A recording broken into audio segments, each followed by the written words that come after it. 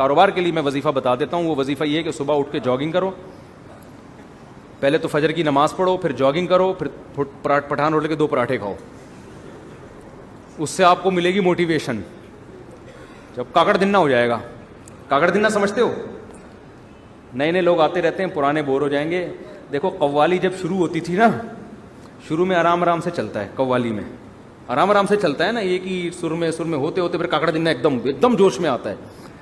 تو کاکڑ دن کا مطلب یہ ہوتا ہے ایک دم ہٹو بچوں کام ہو جائے اور ایک دم طبیعت میں جوش آ جائے.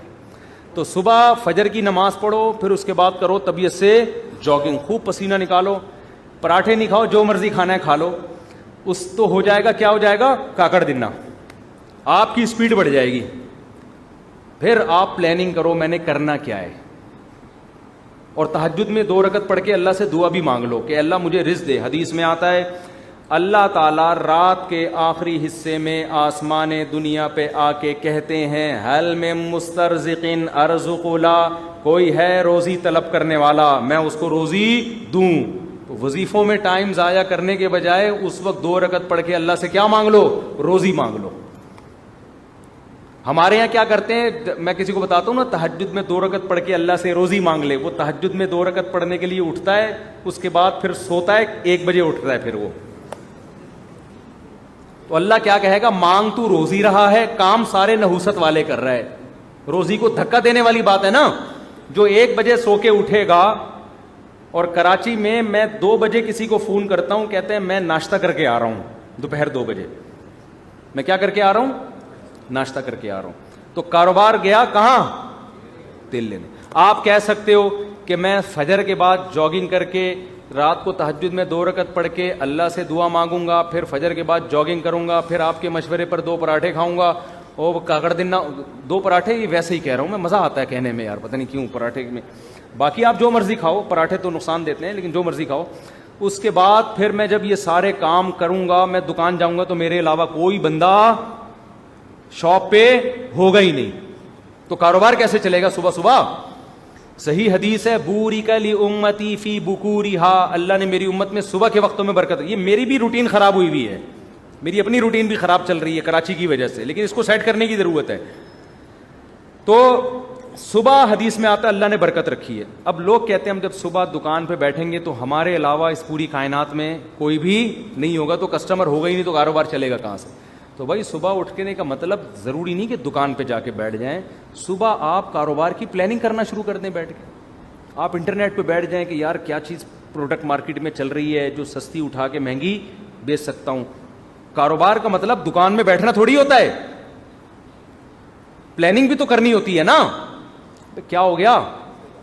تو صبح آپ بیٹھو, جب جاگنگ کر کے پراٹھے کھاؤ, چائے شاید نہیں پی لو تو بھی غلط ہے, لیکن پی رہے ہیں تو کیا کریں.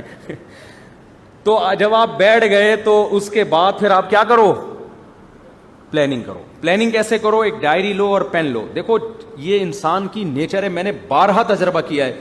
موبائل کی ڈائری میں جب آپ پلاننگ کرتے ہو آپ کا دماغ نہیں چلتا. یہ کچھ قدرت کی طرف سے یہ ہے. دماغ انسان کا جب ہی چلتا ہے جب اس کے ہاتھ میں قلم ہو. اٹھائیے نا, قرآن میں بلا وجہ نہیں اٹھا لی. میں نے دیکھا ہے کہ میں اگر کمپیوٹر پہ کچھ لکھ رہا ہوتا ہوں نا, کوئی دماغ جیسے کتاب لکھنی ہے, کوئی مضمون لکھنا ہے, زیادہ دماغ نہیں چلتا کمپوزنگ میں. ادھر آپ نے پین اٹھایا اور ڈائری اٹھا کے لکھنا شروع کیا, دماغ چلنا شروع. پھر اس کو بے شک کمپوز کرا لو بعد میں. تو آپ پین اٹھاؤ, ڈائری اٹھاؤ اور لکھو کہ یار میں نے کاروبار کم کرنا کیا ہے. ہو سکتا ہے 6 ہفتے تک آپ سوچتے ہی رہو اور آپ کی سمجھ میں کچھ بھی نہ آئے. تو پھر آپ یہ سوچو کہ میں اپنی سمجھ میں لانے کے لیے کیا کرنا ہے پہلے میں نے, کہ میری سمجھ میں کچھ آئے. تو آپ یہ جملہ لکھو گے سوچ بچار کے کہ یار اس کے ماہرین سے میں نے مشورہ لینا ہے. سمجھتے ہو میں نے کیا کرنا ہے؟ کباڑ کا کام ہے آپ کا, تو کباڑ کے ماہرین سے کیا کرنا ہے؟ مشورہ لینا ہے. وہ مشورہ دیں گے نہیں آپ کو. پاکستان میں ایسا ہوتا ہے کہ کسی کو کوئی بزنس آتا ہے تو مشورہ دے گا, نہیں دے گا تو غلط مشورہ دے گا. جب آپ اس کے پاس جاؤ گے کہ کاروبار چل ہی نہیں رہا, رو رہے ہیں یار ہم تو کچھ ہے ہی نہیں, حالانکہ کروڑوں روپے کما رہا ہوگا, اس کو یہ ہوگا کہ یہ بھی نہ شروع کر دے کہیں. تو پھر آپ نے یہ لائن کا اضافہ کرنا ہے کہ مشورہ نہیں لینا, اس کو کاروبار کرتے ہوئے میں نے دیکھنا ہے. تو شیر شاہ مارکیٹ میں جاؤ, دیکھو کباڑ والے کیا خریدنے ہیں, یہ سارا سروے کرنا ہے میں نے. یہ سب چیزیں ڈائری میں, جو چیز سمجھ میں نہیں آ رہی تو وہ سمجھ میں کیسے آئے گی, اس کے لیے الفاظ لکھو. سمجھتے ہو؟ اس سے انشاءاللہ وہ جو آپ نے تہجد میں دعا مانگی تھی اس کے اثرات ظاہر ہونا شروع ہو جائیں گے. تو تمہارا باپ بھی کاروبار, پاکستان میں جس کو کاروبار نہیں کر رہا نا وہ دنیا کا بہت بڑا بے وقوف ہے. یہاں گورے آ کے کر رہے ہیں کاروبار. ایک گورا کراچی میں ہے, اس کا کبھی میں انٹرویو لوں گا انشاءاللہ, مسلمان ہوا ہے وہ. اس نے کہا ہے کہ کراچی جس کی آبادی کتنے کروڑ ہو گئی, 2.5-3 کروڑ, وہ تو گورنمنٹ غلط وہ بتاتی ہے, زیادہ آبادی ہے, 1-8 کروڑ تو ہمارے گھر کے افراد ہوں گے. تو اتنی آبادی ہے. مجھے ایسا لگتا ہے کراچی کی جو آبادی کو کاؤنٹ کیا, میرے بچے نکال کے کاؤنٹ کیے ہیں ان لوگوں نے, مجھے ایسا لگتا ہے. تو اتنی بڑی آبادی میں تو بھی اگر کسی کا بزنس, یورپ تو ترستا ہے ایسی آبادی کے لیے, سمجھتے ہو؟ گورے ترستے ہیں یار, ہمیں ایسا کراؤڈ ملے کہیں ہم بزنس کریں. یہاں گورے آ کے کروڑ پتی بن گئے ہیں کراچی میں. تو کراچی میں اگر کسی کا کاروبار نہیں چل رہا, اس کا مطلب وہ کاروبار کے علاوہ دنیا کا کوئی اور کام کر لے, وہ پھر کہیں بھی نہیں چل سکتا.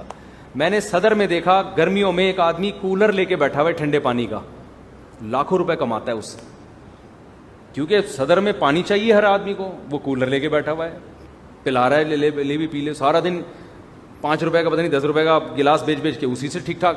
گنے کے رس والوں نے پراپرٹیاں خرید لی ہیں یہاں پہ, گٹکے والے بحریہ ٹاؤن میں گھر لے رہے ہیں.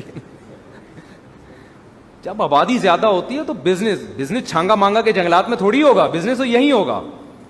سبزی منڈی میں جا کے دیکھو کیسے کروڑ پتی, ٹماٹر بیچ کے ارب پتی بن گئے ہیں. تو کراچی میں تو آپ نے مائنڈ استعمال کرنا ہے, کھوپڑی استعمال کرنی ہے, تو کھوپڑی بھی استعمال کرو, اور رات کو بیٹھ کے تہجد میں اللہ سے 2 رکعت پڑھ کے دعا مانگو. صبح دوڑو, اس لیے میں کہہ رہا ہوں کہ اگر صبح دوڑے نہیں تو پھر کیا ہوگا کہ سستی میں پڑے ہی رہو گے. شیر شاہ کون جائے کباڑ میں جا کے, اور اگر گئے تو کمر میں درد, گھٹنے میں درد. اور اس نے کہا کہ یار یہ ذرا اسٹیل تھوڑی سی اٹھائی, اور جس زاویے سے اٹھائی قیامت تک کے لیے ویسے ہی ہو گئے. ایک صاحب نے مجھے اپنا واقعہ سنایا, کہہ رہے میں حج کرنے کے لیے گیا, ان کی عمر 50 سے اوپر تھی, سچا واقعہ ہے. کہتے ہیں میں حج کرنے کے لیے گیا تو پہلے چکر میں رمل کرنا پڑتا ہے نا, تھوڑا اکڑ کے. کہہ رہے میں نے یوں کیا تو میں یوں ہی ہو گیا, کیونکہ عادت ہی نہیں تھی ورزش کرنے کی, چلنے پھرنے کی. کہہ رہے ہیں ایسا پٹھے میرا پہلے جھٹکے میں ہی اٹکے ہیں, اکڑے ہیں, کہ اس کے بعد میں کافی ٹائم لگا دوبارہ نارمل کنڈیشن میں آنے میں. مالشیں ہوئی, پتہ نہیں میڈیسن لیے, پھر جا کے وہ رمل ہی رہا ان کا. اب تک میرا خیال ہے رمل ہی ہوتا رہا ان کا, گھر میں بھی رمل کرتے ہوئے آئے ہو. تو یہ حال ہو جاتا ہے انسان کا. تو اس لیے میں کہہ رہا ہوں صبح دوڑو گے تو ذرا فائدہ ہوگا. تو یہ وظیفہ میں نے آپ کو بتا دیا, اس پر عمل کریں. پھر بھی پیسہ نہیں آیا تو اس کا مطلب اللہ نے آپ کی قسمت میں کیا لکھی ہوئی ہے, غربت.